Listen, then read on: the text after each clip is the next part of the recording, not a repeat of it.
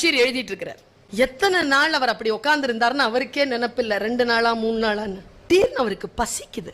நேரா எழுந்திருச்சு என்ன பண்றார், ஜிப்பாவை எடுத்து போட்டுட்டு வீட்டை பூட்டிட்டு சாப்பிடறதுக்கு போறார். 2 ரூபாய் மசால் தோசை உட்காந்து சாப்பிடுறார்.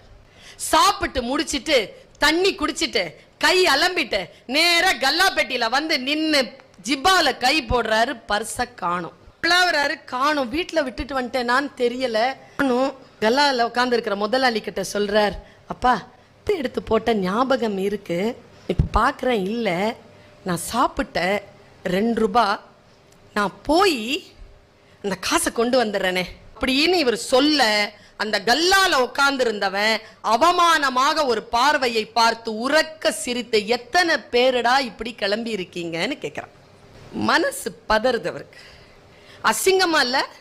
இன்னொருத்தன் உழைப்புல வந்து சாப்பிட்டுட்டு திருடிட்டு சாப்பிட்டுட்டு இப்படி காசு இல்லைன்னு சொல்லிட்டு போற மானம் இல்ல உனக்கு?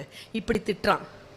உடம்பெல்லாம் பதற, தன் காதில் மட்டும் அது விழவில்லை, அவன் சத்தமாக பேசுகிறான். 45 பேர் சாப்பிட்டு கொண்டிருக்கிறார்கள், எல்லோர் காதுகளிலும் அது விழுகிறங்கிற பதட்டத்துல, சரிப்பா கொஞ்சம்பா, நான் ஏதாவது வேலைன்னா கூட செஞ்சிடறேன்ப்பா, நான் கொடுத்துடுறேன்ப்பா, கெஞ்சுறாரு. அவர் பெத்தாலே தெரியுதேடா உங்ககிட்ட காசு இல்லைன்னு. அவர் எழுதிக்கிட்டே இருந்தாரா, 3 நாளா எழுதிட்டு இருந்திருக்கிறாரு. முகமெல்லாம் சோகமா இருக்கு. அவர் இன்னும் குளிக்கவும் இல்லை, தூங்கல.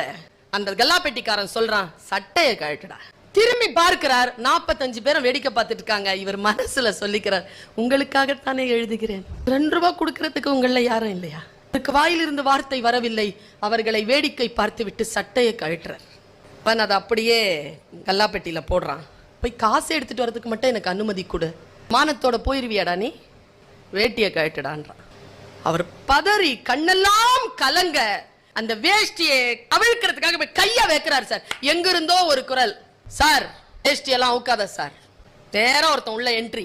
என்னயா எவ்வளோயா வேணும் உனக்கு? 2 ரூபா. இந்தாடா ஒரு 2 ரூபா போட்டு, சார் ஜிப்பா போடு சார். ஜிப்பாவை அவனே போட்டு விடுகிறான். வெளியில் கையை அழைத்து கொண்டு வந்து ஒரு இருட்டு பக்கத்தில் நிறுத்தி தன்னுடைய வேஷ்டியின் மேல் பகுதியை அவிழ்த்து அப்படி காட்டுறான். இதுல எது சார் உன்னுடைய கைப்பை? படுத்துக்கோ சார்.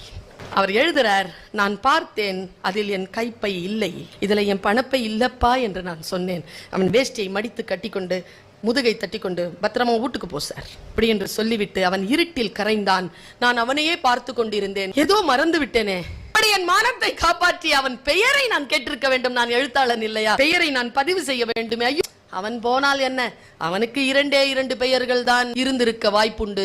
ஒன்று, அவன் பெயர் கருணை என்று இருக்க வேண்டும், இல்லை என்றால் அறம் இருந்திருக்க வேண்டும் என்று அந்த கதையை முடிக்கிறார் பஷீர்.